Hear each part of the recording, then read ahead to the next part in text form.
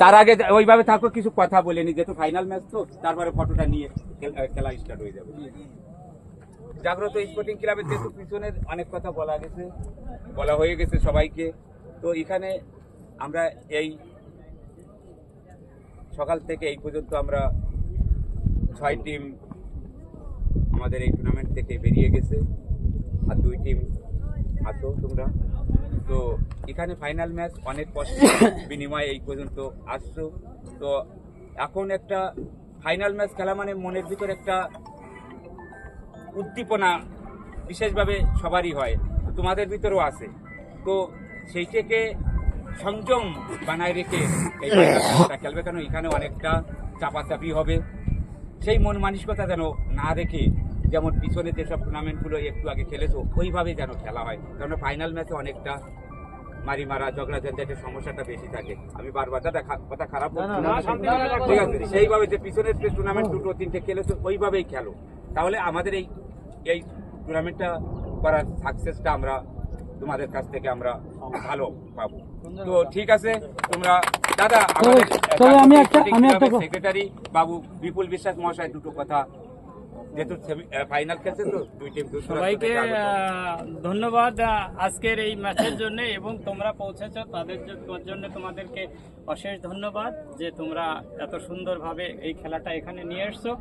আমাদের বিজনবাবু যে কথাটা বললো, দেখো খেলাই হয়, কম্পিটিশন হয়, রেশারেশু হয়, সব কিছু মনে রেখো, কিন্তু এমন কোনো চোট মেরো না যে শরীর বা দিমাগে কারোর যেন চোট আসে, সেই চোটটা মেরো না। বাকি কম্পিটিশন রাখো, খেলার মতো খেলো, সুন্দরভাবে খেলো। পরবর্তীতে পিছন দিক থেকেও যেন দর্শকরা দেখে বলে যে না এরা ভালো খেলেছে, এদের মন মানসিকতাও ভালো, খেলার টেকনিকটাও ভালো, সেইভাবে তোমরা খেলো, এটাই আমি অনুরোধ রাখবো। আর আজকের দিনটা তোমাদের জন্য শুভ হোক এই কামনা করি। সে যে টিমই উইনার হোক, তাদের অ্যাডভান্সে 2টো টিমকেই আমরা অ্যাডভান্সে ধন্যবাদ জানাচ্ছি। আমাদের তরফ থেকে 2টো টিমই উইনার হচ্ছে।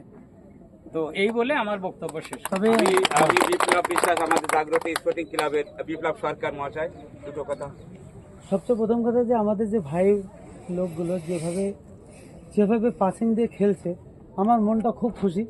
আর আমি গর্ব মনে করছি, আমরা সবাই বাঙালি, আমার ভাইগুলো এইভাবে, আর ভগবানের কৃপায় যদি এদের কিসমত ভালো থাকে, যদি কোনো জায়গায় যদি চান্স পায়, আমি বলছি এরা প্রত্যেকটা ছেলেরা, প্রত্যেকটা বাচ্চারা বিনা, আমি বহুত খুশি।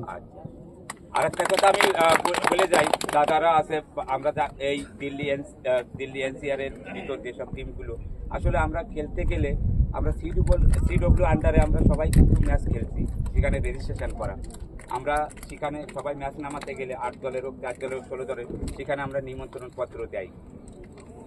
কিন্তু সেই সিডব্লিউ থেকে কিন্তু দাদা একটা লোক কিন্তু এখানে আসেনি, নিমন্ত্রণ দিয়েছি, এবং তাদের ব্যক্তিগতভাবে দীনেশ বাবুকে, সুবল দাদাকে, আমিও কিন্তু সিডব্লিউ সেই কমিটির একজন সদস্য, কিন্তু আমি তো ম্যাচ করছি এখানে, আমার থাকা না থাকা কিন্তু বরাবর।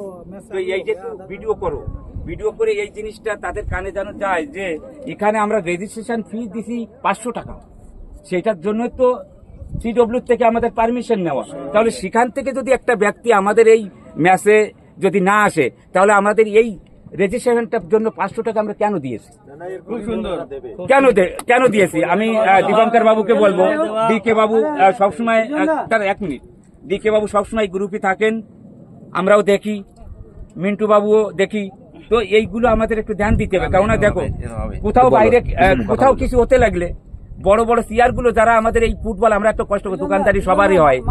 একটা মিনিট দাদা, না আছে, বলার দরকার আছে দেখো, এই আমাদের সবাই ছেলে, বলার দরকার আছে, দাদা জানো না তুমি, বলার দরকার আছে, দুটো কথা বলার দরকার আছে। কারণ আছে কি, যেখানে খেলতে যাই আমরা এই কয়জনই আমরা কষ্ট করে দোকানদারি শেষ করি, আমরা সবাই 10,000, 5,000, 20,000 টাকা দোকানদারি করার লোক এখানে আসছে।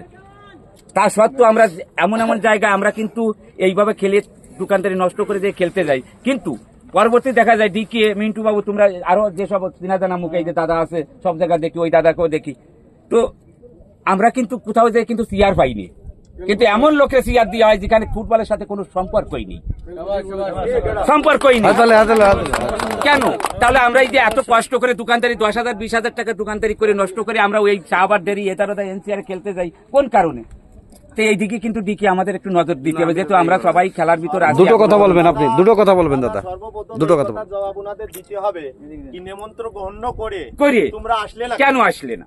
একটা ব্যক্তি আসা দরকার ছিল অবশ্যই তো এই কথার জবাবটা চাই কালকে গ্রুপে, চাই আজকে আমি সন্ধ্যে দেবো। অবশ্যই ঠিক আছে অবশ্যই না? তারা অবশ্যই বড় কথা অনেক বলে, আমি হ্যাঁ। এখানে একটা বলে যাই, আগের বার এই মিন্টু আছে এখানে, ওই সিডব্লিউ কাপ আমরা জিতেছিলাম পূর্বজন, হ্যাঁ। ঠিক আছে না? হ্যাঁ তো কাপটা নিয়ে একটু কথাবার্তা হচ্ছিল, তারা এত বড় কথা বলেছে যে যদি কাপ না দেয় পুরো দিল্লি এনসিআরে তাদের খেলতে দেবো না, হ্যাঁ এত বড় কথা তারা বলে। হ্যাঁ। এই জন্য আমি ওই গ্রুপই ছেড়েছিলাম কি ধুমকি দিবা না, হ্যাঁ ধুমকি অবশ্যই তোমাদের আমরা চেয়ারে বসিয়েছি তো বসে আছো, যে সময় আছো ফেলে দেবো। অবশ্যই কোন তুমি ডিএম অবশ্যই। এসডিএম চাই এমএলএ এমপি না, তুমি অবশ্যই। সিডব্লিউর একটা কার্যকর্তা আমরা বানাইছি, হুম, হুম। ঠিক আছে? আর আমাদের দিল্লিতে খেলা বন্ধ করে দেবে সে শক্তি তাদের নেই।